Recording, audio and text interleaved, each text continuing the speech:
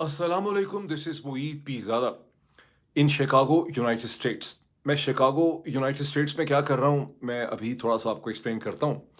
27 अप्रैल 2024 का दिन, हफ़्ते का दिन पाकिस्तान में प्रोग्रेस कर रहा है। इस दिन के हवाले से बहुत सी इम्पोर्टेंट डेवलपमेंट्स हैं। मैं उन डेवलपमेंट्स का भी आपके सामने ज़िक्र करूँगा and towards the end of this video मैंने कुछ सवालात आपके लिए उठाने हैं। मेरी तरफ से कुछ रिक्वेस्ट है, मैंने सवाल उठाने हैं, जैसे किसी ज़माने में मुनीब फ़ारूक और नजम सेठी साहब कहा करते थे, मेरा ख़्याल है आपस की बात। तो वो आपस की बात भी मैंने आप सबसे करनी है। लेकिन सबसे पहले मैं आपको बताऊँ कि मैं शिकागो के अंदर क्या कर रहा हूँ। मैं शिकागो चंद घंटे पहले पहुँचा, मैंने इस शहर में खूब वॉक किया। मैं यहाँ पहुँचा हूँ ऑन द इन्विटेशन ऑफ अपना अपना है association of Pakistani physicians of north America. ये एक ऐसी एसोसिएशन है जो जिसमें 3 साढ़े 3 4 हज़ार तो इसके एक्टिव मेंबर हैं। लेकिन 17 या 20 हज़ार पाकिस्तानी फिजिशियंस जो हैं नॉर्थ अमेरिका के, जिसमें यूनाइटेड स्टेट्स भी है, उसमें कनाडा है, ये उनको रिप्रेज़ेंट करती है।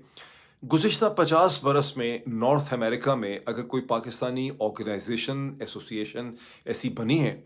जिसने अपनी विज़िबिलिटी शो की है, अपना वज़न शो किया है, अमेरिकन सोसाइटी को, यहाँ की हुकूमतों को एंगेज करने की कोशिश की है। वैसे तो ये एसोसिएशन जो है अपना ये फिजिशियंस की एक कंटिन्यूइंग एजुकेशन के हवाले से भी सेमिनार्स करती है, उनकी ट्रेनिंग की भी बात करती है, और जब भी इनकी मीटिंग्स होती हैं तो उसमें फिजिशियंस की कंटिन्यूइंग एजुकेशन और ट्रेनिंग के हवाले से सेमिनार्स और सेशन जो हैं रखे जाते हैं। लेकिन हर मीटिंग में पाकिस्तान के तारीख के हवाले से, कल्चर के हवाले से, सियासत के हवाले से, म्यूज़िक के हवाले से, पाकिस्तान के जो मामलात हैं वो भी यहाँ पे डिस्कस होते हैं। और बहुत दफ़ा इन सेशंस में और ये जो मीटिंग्स होती हैं, इसमें अमरीकी हुकूमत, कांग्रेस, सेनेट या मेयर्स या गवर्नर्स जो हैं, उन्हें भी बुलाया जाता है। यूँ 50 बरस में, जैसे कि मैंने कहा, नॉर्थ अमेरिका में ये वाहिद एक ऐसी ऑर्गेनाइज़ेशन या एसोसिएशन बनी है पाकिस्तानियों की, जिसने कुछ करके दिखाया है। होना तो ज़रूरत तो ये थी कि और भी ऐसी एसोसिएशंस होनी चाहिए। जहाँ ये एसोसिएशन वो बहुत सी चीज़ें करती है, जिसका मैंने ज़िक्र किया। ये एसोसिएशन पाकिस्तानी अमेरिकन फिजिशियंस को और बहुत से लोगों को, उनकी फैमिलीज़ को भी एक-दूसरे से मिलने का मौका देती है, और इन मीटिंग्स के अंदर फिजिशियंस और डॉक्टर्स, सर्जन्स जो हैं, वो अपनी फैमिलीज़ के साथ, अपने बच्चों के साथ, अपनी बीवियों के साथ यहाँ पे आते हैं, और यूँ इसमें एक सोशल एंगेजमेंट भी है, एक कल्चरल एंगेजमेंट का यहाँ पर पहलू होता है। बहुत दफ़ा यहाँ पे पाकिस्तान से आर्टिस्ट और फ़नकारों को भी बुलाया जाता है। अब मैं क्या कर रहा हूँ यहाँ पे अपना कि इस मीटिंग के अंदर, ये मेरी पहली दफ़ा नहीं, दूसरी दफ़ा नहीं, मेरा ख़्याल है चौथी दफ़ा मैंने अपना कि किसी इवेंट में पार्टिसिपेट किया है, जब से मैं अमेरिका में आया हूँ। यहाँ पर अब से चंद घंटे बाद दिन में यहाँ पर एक सेमिनार होगा, एक सेशन होगा पाकिस्तान की सोसाइटी और पाकिस्तान की डेवलपमेंट्स के हवाले से, पाकिस्तान की पॉलिटिक्स और वहाँ इस वक़्त किस किस्म के चैलेंजेस हैं। इसमें प्रोफ़ेसर हूदबाई, परवेज़ हूदबाई जो हैं, वो इस्लामाबाद से ट्रैवल करके आए हैं, उन्हें वहाँ से इनवाइट किया गया है। डॉक्टर आयशा सदीक़ा जो एक नोन स्कॉलर हैं, पाकिस्तान के हवाले से राइटर हैं, किताबों की रिसर्च स्कॉलर हैं, इस वक़्त वो लंदन में बेस्ड हैं, वो उन्हें बरतानिया से यहाँ इनवाइट किया गया है। और अब मुझे पता चला है, पहले तो जो मैं था उसमें नहीं है, लेकिन अभी मेरा ख़्याल है, मैंने कन्फर्म तो नहीं देखा, लेकिन इन ऑल प्रोबेबिलिटी रज़ा रूमी साहब जो अमेरिका में ही होते हैं, वो भी इस सेशन में पार्टिसिपेट करेंगे, और चौथा बंदा जो है मैं सेशन में मैं हूँ। मुझे ये नहीं पता कि ये सेशन जो है इसको रिकॉर्ड किया जाएगा या नहीं किया जाएगा। अगर रिकॉर्ड किया जाएगा तो मेरी कोशिश होगी कि मैं अपने किसी यूट्यूब के ऊपर उनसे परमिशन लेके आपको उसकी जो वीडियो है, उसकी जो रिकॉर्डिंग है, वो मैं आपके सामने प्लेस कर सकूं। अगर रिकॉर्ड नहीं किया जाएगा तो मैं अपने वीलॉग में, मेरी कोशिश होगी कि इस सेशन में क्या डिस्कस हुआ, किसने क्या कहा, इसकी थ्रस्ट क्या थी डिस्कशन की, और लोगों ने क्या सवालात पूछे, उस हवाले से मैं एक डिस्क्रिप्शन या समरी जो है वो मैं आपके सामने रख सकूंगा। अब हम आते हैं पाकिस्तान की डेवलपमेंट्स, जो खासी इंटरेस्टिंग है, और मेरे पास उस हवाले से खासे पॉइंट्स हैं जो मैंने बड़ी मेहनत से लिखे हैं।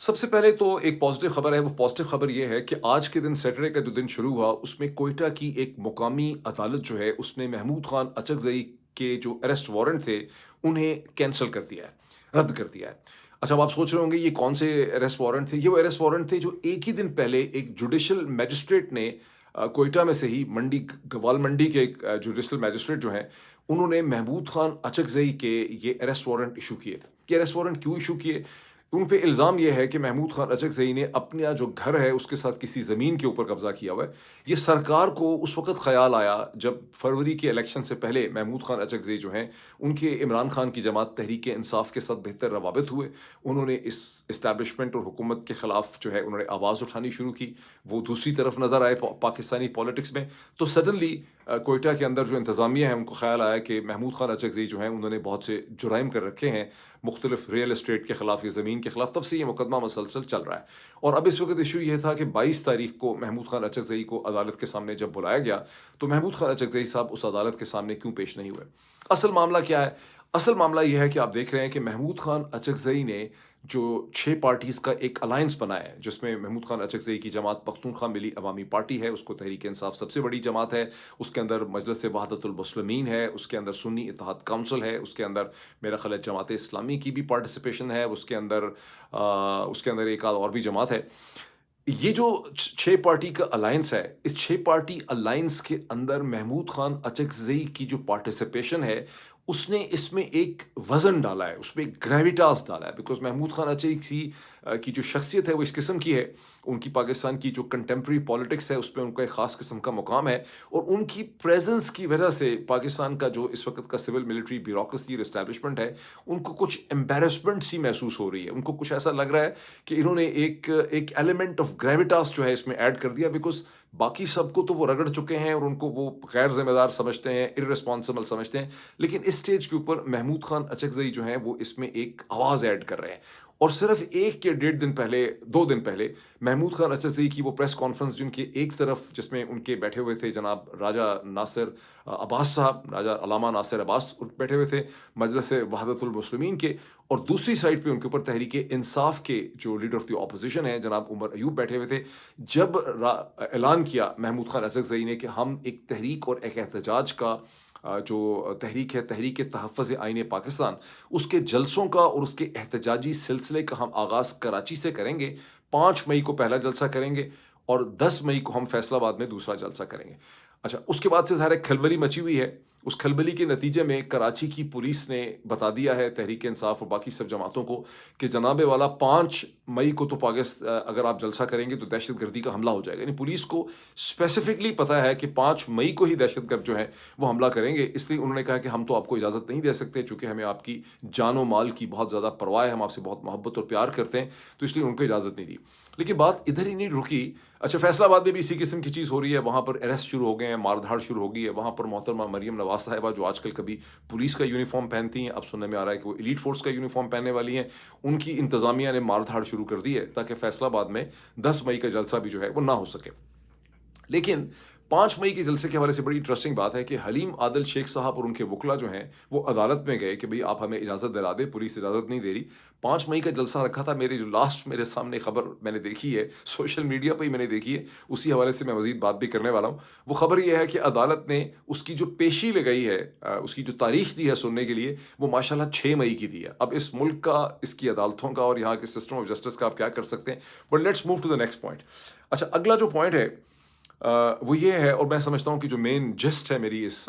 ویڈیو کا، اس ویلاگ کا، جس کی وجہ سے میں ویڈیو کر رہا ہوں، وہ خبر یہی ہے۔ وہ خبر یہ ہے کہ گزشتہ 24 گھنٹے میں، اب سے کوئی 20-22 گھنٹے پہلے، پاکستان کے آرمی چیف جناب جنرل عاصم منیر صاحب نے جب ایک جگہ پہ پہنچے جہاں پہ گرین پاکستان انیشیٹو GPI جو ہے اس کے حوالے سے ایک سیمینار اور تھا، جہاں پر وہ غالباً چیف گیسٹ تھے، اور وہاں پر انہوں نے تقریر کی۔ وہاں پر پاکستان کے بہت سے منسٹرز بھی موجود تھے، منسٹر آف پلاننگ جناب SN اقبال صاحب بھی وہاں پہ موجود تھے۔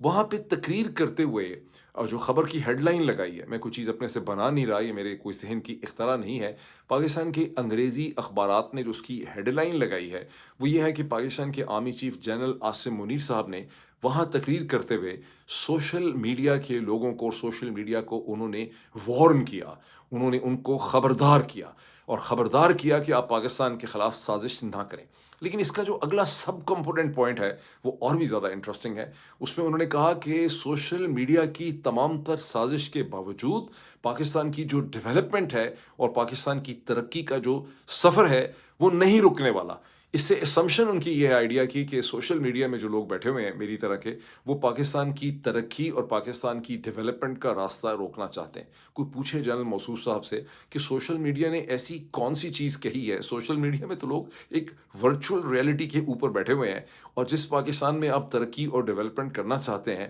وہاں کے تو سر حالات یہ ہیں کہ ہندوستان کی انٹیلیجنس ایجنسی جو ہے وہ کوئی کم از کم 21 اسیسینیشن اٹیمپٹس کر چکی ہے، پاکستان کی پریمیئر انٹیلیجنس ایجنسی کے ایسٹس کو قتل کرنے کے لیے اسیسینیٹ اور ٹارگٹ کر رہی ہے، اور وہ مار چکی ہے 20 کو، 21واں پتہ نہیں مرا ہے کہ نہیں مرا. اور یہ سب وہ ایسٹس ہیں جنہیں پاکستان کی پریمیئر انٹیلیجنس ایجنسی کشمیر اور سکھوں کے حوالے سے، پنجاب کے حوالے سے استعمال کرتی رہی ہے، اور جن کو پروٹیکشن دی ہوئی تھی ان کو ایک ایک کر کے ٹکا ٹک ٹک ٹک ٹھکا کے انڈین انٹیلیجنس ایجنسی مار رہی ہے.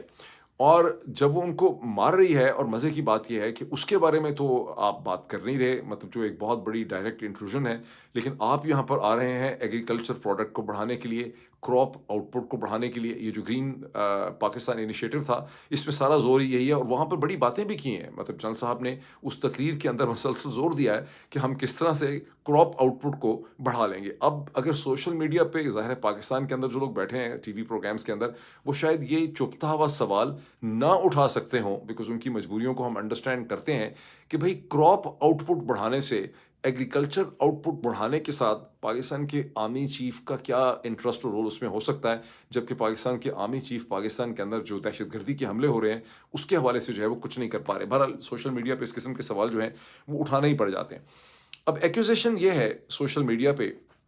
کہ سوشل میڈیا مسلسل آپ نے ایکوزیشن سنی ہوگی کہ سوشل میڈیا فیک خبریں دیتا ہے اور جعلی خبریں دیتا ہے. میرا یہ خیال ہے ان مائی انالیسس کہ سوشل میڈیا ہی کی وجہ سے تھوڑا بہت سچ جو پاکستان میں کہیں نظر آ جاتا ہے وہ سوشل میڈیا کی وجہ سے ہی ہے، ورنہ تو پاکستان میں کوئی سچ کی گنجائش ہی نہیں ہے. اب میں اس کی آپ کو ایک ایگزامپل دیتا ہوں. ایگزامپل میں دیتا ہوں کہ فرائیڈے کے دن 26 اپریل کو کم از کم بھی 30 سے زیادہ پاکستانی شہروں میں، دیہات میں، قصبوں میں، ٹاؤنز میں، چھوٹے بڑے جو شہر ہیں، جس میں بڑے شہر بھی ہیں، راولپنڈی اسلام آباد بھی ہے، اس میں لاہور بھی ہے، اس میں کراچی بھی ہے، اس میں فیصل آباد بھی ہے، اس میں گجرانوالہ بھی ہے، اس میں پشاور بھی ہے، اس میں مردان بھی ہے، اس میں سوابی بھی ہے، اس میں باجوڑ بھی ہے، اس میں اور بڑے شہر ہیں مختلف جگہوں پہ. وہاں پر عمران خان اور تحریک انصاف کی کال پہ نماز جمعہ کے بعد کہیں چھوٹا کہیں بڑا بہت جلوس اور ریلیز نکلے جنہوں نے عمران خان کی رہائی کا مطالبہ کیا. اب یہ ظاہر ایک ڈیولپمنٹ ہے، یہ ایک گراؤنڈ ریالٹی ہے، یہ وہ ایک نقل و حرکت ہے جو زمین کے اوپر ہوئی ہے، اور اسے پاکستان کا جو مین سٹریم میڈیا ہے، جو پاکستان کے 33 ٹیلی ویژن چینل ہیں، پاکستان کے کئی درجن اخبار ہیں اردو انگریزی کے، ان کو چاہیے تھا کہ اس کی تصاویر، اس کی خبریں جو ہیں وہ پبلش کرتے. لیکن آپ ذرا اٹھا کے دیکھیں 26 اپریل کے پاکستانی اخبار اور ان کی ٹیلی ویژن سائٹس یا ان کی ٹیلی ویژن، آپ کو کہیں اس سے ریلیٹڈ کوئی فوٹیج کسی قسم کی چیز نظر نہیں آئے گی، گو کہ ایسا کچھ ہوا ہی نہیں ہے. اگر سوشل میڈیا بیچارہ نہ ہوتا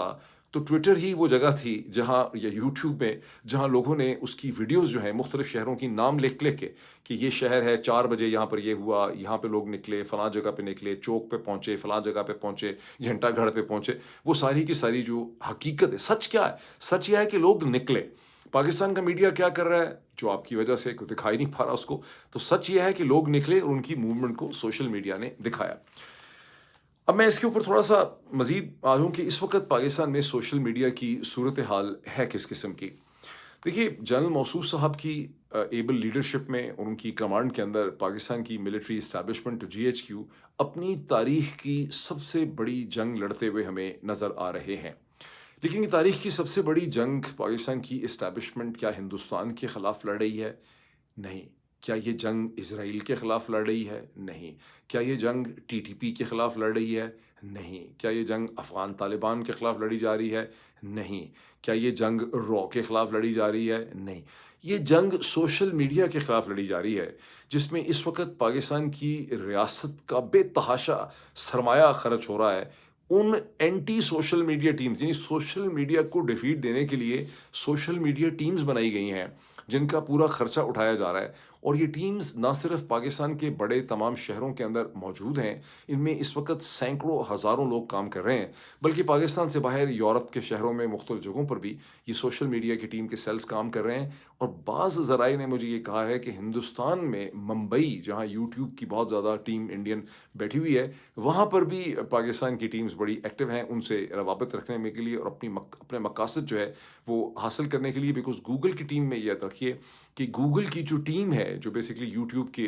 سارے الگوریدم اور سارے سسٹم کو مینیج کرتی ہے، اس کے فائن ٹیوننگ کرتی ہے اس میں 80% سے زیادہ جو ہیومن ریسورس ہے وہ انڈین اوریجن کا ہے، اور وہ انڈیا کے اندر ہی بیٹھا ہوا ہے، اکارڈنگ ٹو دی انفارمیشن جو مجھے کسی نے مطلب دی ہے،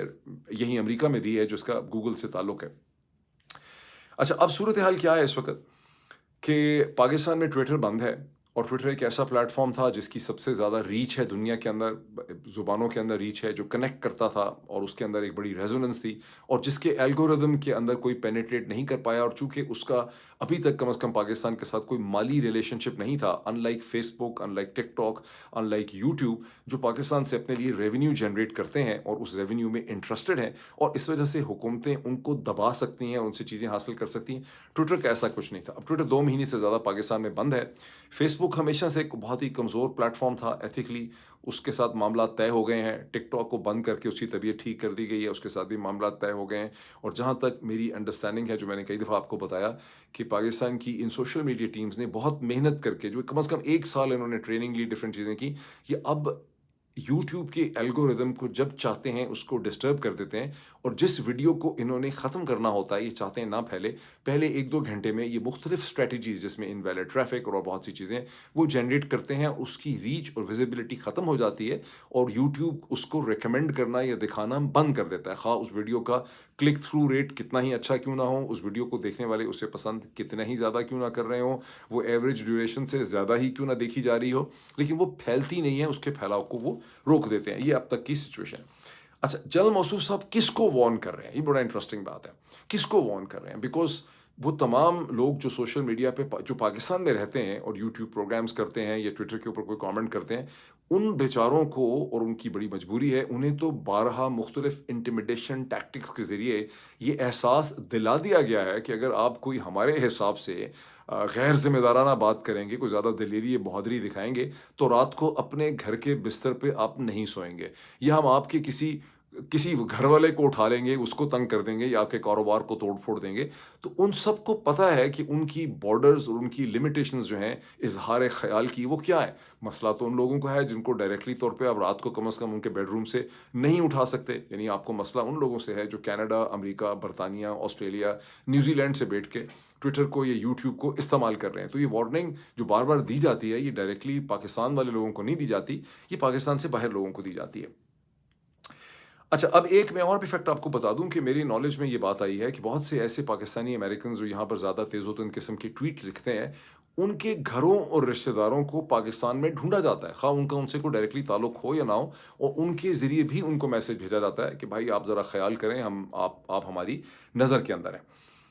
اچھا جی، اب آئیں آپ اس ایک انٹرسٹنگ ڈیولپمنٹ پہ کہ قاضی فائز عیسیٰ صاحب، دی honourable chief justice of Pakistan, جنہوں نے یہ وعدہ کر رکھا تھا، ہنٹ کروایا تھا 3 اپریل کو، کہ شاید ہم اسلام آباد ہائی کورٹ کے جو 6 جج صاحبان کا لیٹر آیا ہے سپریم جوڈیشل کاؤنسل کے لیے، اس کو ہم ایک فل کورٹ، یہ سیشن ہو سکتا ہے جب ہم ملیں گے 29 کو، تو فل کورٹ بھی بیٹھ سکتا ہے۔ اب قاضی فائز عیسیٰ صاحب خود کہہ کے پیچھے ہٹ گئے، پتہ نہیں کیا ان کی مصلحت ہے، بہرحال وہ فل کورٹ والا کوئی نہیں بن رہا۔ انہوں نے اس کا بینچ بنایا ہے، اور شروع میں بھی 6 ممبر بینچ تھا، اس میں سے چونکہ یحییٰ آفریدی صاحب ریکیوز کر گئے ہیں، اب قاضی فائز عیسیٰ صاحب خود دوبارہ اس کو ہیڈ کر رہے ہیں، اس بینچ کو۔ پہلے شاید 7 ممبر بینچ تھا، اور اب اس بینچ میں انہوں نے اطہر من اللہ کے علاوہ اس میں کوئی بھی اس وقت معزز جج صاحب ایسے نہیں ہیں جن سے آپ توقع کریں گے کہ وہ قاضی فائز عیسیٰ صاحب کی منشا سے اور ان کی اپنی تھنکنگ یا ضروریات سے ہٹ کے کوئی فیصلہ کریں گے۔ آپ کو اس بینچ میں مسرت ہلالی صاحبہ نظر آ رہی ہیں، آپ کو اس بینچ میں جناب محمد مظہر صاحب نظر آ رہے ہیں، اور آپ کو اس بینچ میں اسی طرح کے چند اور جو ہے منصور علی شاہ صاحب نظر آ رہے ہیں،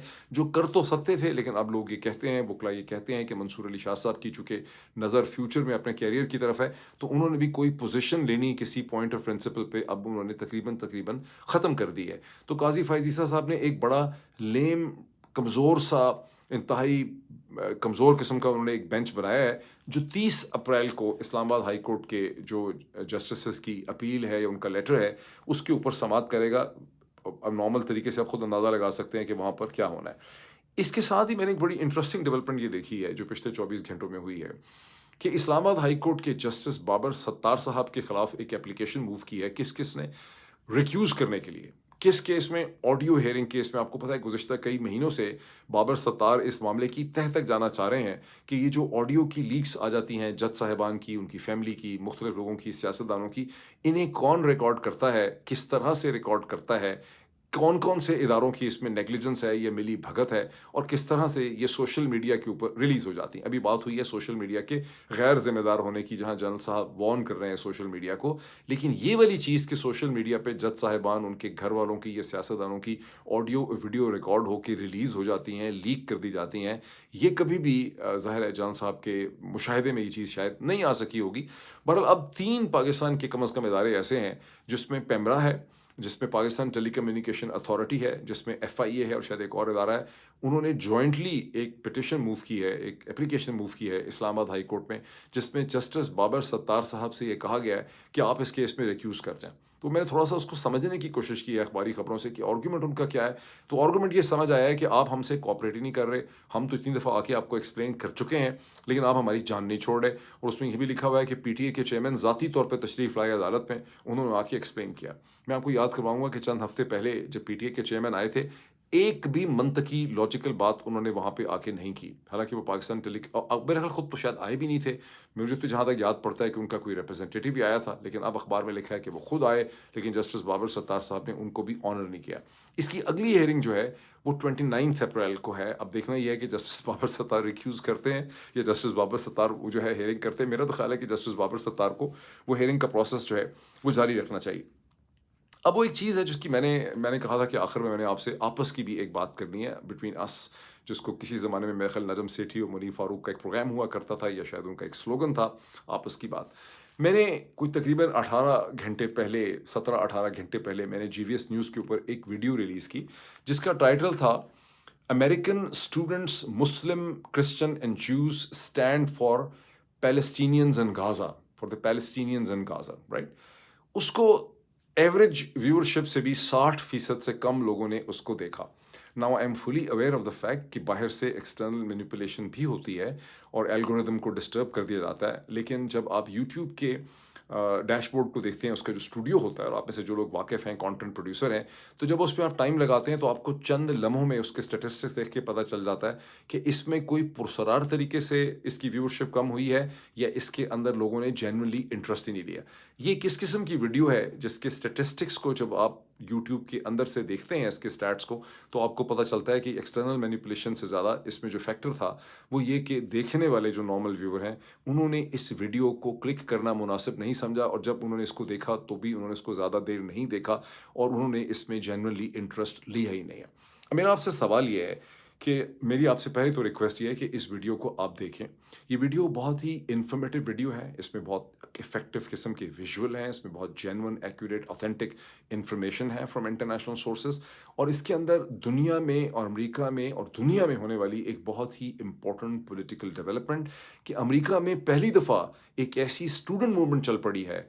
जो बुनियादी तौर पे ज़ायनिस्ट लॉबी के नैरेटिव को और उनकी जो डोमिनेशन है अमेरिकन पॉलिटिक्स में, उसे चैलेंज कर रही है। और इसमें सारे कोई इसमें ठीक है, इसमें एक certain significant percentage Muslim students की भी है, अरब ओरिजिन के स्टूडेंट्स की भी है, पैलेस्टीनियंस की भी है, इसमें पाकिस्तानी भी हैं, इसमें हिंदुस्तानी भी हैं, लेकिन इसमें वाइट अमेरिकन्स भी हैं, इसके अंदर हिस्पैनिक्स भी हैं, इसके अंदर ब्लैक्स भी हैं, इसके अंदर सबसे बढ़ के इसमें अच्छी खासी परसेंटेज जो है वो जूविश स्टूडेंट्स की है। इसके साथ जूविश फैकल्टी मेंबर्स भी हैं, प्रोफेसर्स भी हैं, और लोग अभी देख रहे हैं कि ये मूवमेंट अगर ना रुकी, जो अभी चल रही है, जिसके नतीजे में 500 से ज़्यादा स्टूडेंट्स गिरफ्तार हुए हैं, फैकल्टीज़ को जो है टारगेट किया जा रहा है, तो ये मूवमेंट जो है कहीं एंटी वियतनाम मूवमेंट जो है 1968 की, उसकी शक्ल इख्तियार ना कर ले। मेरा क्वेश्चन आप लोगों से ये है कि क्या वजह है कि आप लोगों ने इस वीडियो को देखना मुनासिब समझा ही नहीं? मैं आपको कुछ एक रीज़न बताता हूँ कि क्यों नहीं देखा आपने। इस वीडियो के टाइटल के अंदर मैंने जानबूझ के पाकिस्तान के हवाले से कोई वर्ड्स मैंने इसमें नहीं डाले। मैंने अब तक जो एनालिसिस किया है कि लोग उन वीडियोज़ को देखते हैं जिसके अंदर उनको या तो इमरान खान का नाम नज़र आता है, या पीटीआई का नाम नज़र आता है, या पाकिस्तान की फ़ौज का नाम नज़र आता है, या जनरल साहिबान का नाम नज़र आता है, जैसे इस वीडियो में हो सकता है, या किसी और का पाकिस्तान रिलेटेड डेवलपमेंट होती है। या फिर ये कि कोई बड़ी ऐसी सेंसेशनल डेवलपमेंट हो जाए कि ईरान ने इसराइल पे हमला कर दिया है, इसराइल ने इमरान के ऊपर हमला कर दिया है, सऊदी अरब का कुंडा होने लग गया है, फलां चीज़ होगी। अनलेस समथिंग इज़ सेंसेशनल, आप लोग देखते ही नहीं हैं किसी वीडियो को। इसका डाउन साइज़ क्या है? इसका रिस्क क्या है? इसका रिस्क ये है کہ آپ کا بہت ہی ایک انورڈ لکنگ فوکس ہے، آپ کا بہت اندر اندر آپ ڈھونڈ رہے ہیں کہ دینا جہلم کے درمیان کوئی ایسی ڈیولپمنٹ ہوگی، جہلم اور سہاوا کے درمیان کوئی ایسی ڈیولپمنٹ ہوگی جس سے پاکستان کا مقدر جو ہے وہ بدل جائے گا، یہ ثوابی میں کوئی ایسی چیز ہونے لگی ہے، بدل جائے گا۔ جو اس وقت جو پاکستان کے اوپر جو افتاد پڑی ہے، جو مصیبت پڑی ہے پاکستان کو گزشتہ 2 سال سے جو بھگت رہے ہیں، اس کی ایک بہت بڑی وجہ یہ ہے کہ پاکستان کی انٹیلیجنسیا اور پاکستان کی جو ڈیسیجن میکنگ طبقے تھے، ان کو ٹھیک طرح سے اندازہ ہی نہیں تھا کہ دنیا میں کیا ہو رہا ہے اور دنیا میں ہونے والی ڈیولپمنٹس خود پاکستان کے سول ملٹری انتظامی ڈھانچے کے اوپر کس طرح سے اثر انداز ہو سکتی ہیں۔ اگر آج بھی میں آپ سے سوال پوچھوں کہ کیا وجہ ہے کہ کیوں جنرل باجوہ نے عمران خان کی حکومت کو کا تختہ الٹ دیا، ان کو رجیم چینج کا اتنا بڑا آپریشن کیا، کیسے اس میں کچھ مغربی ایمبیسیز بھی جو ہیں ملوث تھیں، جنہوں نے کم از کم 30 35 40 ایم این ایز جو ہیں ان کو بلا کے ان کے ساتھ کنسلٹیشن کی، ان کو مشورے دیے کہ آپ عمران خان کی حکومت کو چھوڑ کے فلاں الائنس میں جوائن کر لیں۔ تو آپ دیکھیں گے کہ کوئی کلیئر آنسر آپ کے پاس نہیں ہے۔ آپ کہیں پاکستان میں چلے جائیں، میں نے درجنوں ڈسکشنز دیکھی ہیں جہاں 3 3 4 4 پاکستانی موجود ہوتے ہیں، میں نے بہت سی ڈسکشنز پڑھی ہیں، کوئی ابھی بھی پاکستانیوں کو کلیئرٹی نہیں ہے، مختلف متضاد اوپینین ہے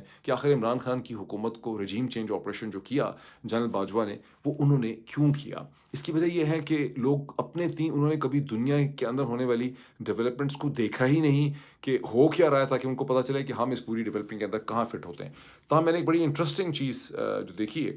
وہ میں نے دیکھی ہے کہ حفیظ اللہ نیازی صاحب نے، میرا خیال ہے اجمل جامی صاحب کو ایک انٹرویو دیتے ہوئے انہوں نے کہا کہ پاکستان میں بہت سے جنرل صاحبان ایسے ہیں، مجھے بڑی شکایت ہے کہ بہت سے جرنیل ایسے ہیں یا آرمی چیف ایسے ہیں جنہوں نے اپنے ایکشنز کی وجہ سے پاکستان کو نقصان پہنچایا، یہ پاکستان کو ان کے اقدامات کی وجہ سے نقصان پہنچا، لیکن ان میں سے کوئی بھی ایسا نہیں ہے جس کے بارے میں میں کہہ سکوں یقین سے کہ وہ کوئی پلانٹڈ تھا یا کسی کا ایجنٹ تھا۔ تاہم جنرل باجوہ کے بارے میں حفیظ اللہ نیازی صاحب نے اس انٹرویو میں اجمل جامی کو کہا کہ جنرل باجوہ پلانٹڈ تھے باہر سے، اور وہ جو کچھ انہوں نے کیا وہ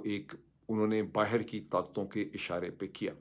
مارچ 2022 میں نے احتیاطاً یہ کہنے کی کوشش شروع کی تھی، اس وقت یہ بات لوگوں کی سمجھ میں ٹھیک طرح سے نہیں آتی تھی، میرے لیے بھی بلیک اینڈ وائٹ طریقے سے یہ کہنا ممکن نہیں تھا، لیکن مجھے بڑی خوشی ہے کہ آج بہت بڑی تعداد میں حفیظ اللہ نیازی صاحب کو بھی نظر آ رہا ہے کہ پاکستان میں کیا ہوا، اور بھی لوگوں کو نظر آ رہا ہے۔ باٹم لائن کیا ہے، یہ چیزیں بہت آسانی سے آپ سمجھ سکتے ہیں اگر آپ پاکستان سے باہر ہونے والی ڈیولپمنٹس کو بھی دیکھیں گے۔ ضروری نہیں ہے کہ ہر ویڈیو کے اندر عمران خان، پی ٹی آئی، آرمی چیف یا کوئی ایسی چیز لکھی ہوئی ہو، یا وہاں پر ایران اسرائیل کی جنگ لکھی ہو یا اسرائیل ایران کی جنگ لکھی ہو، وہاں پر اور بھی چیزیں ہو سکتی ہیں۔ ان ٹرمز میں بھی تھوڑا سا انٹرسٹ لینا دیکھیں، پھر ملاقات ہوتی ہے آپ سے۔ Thank you.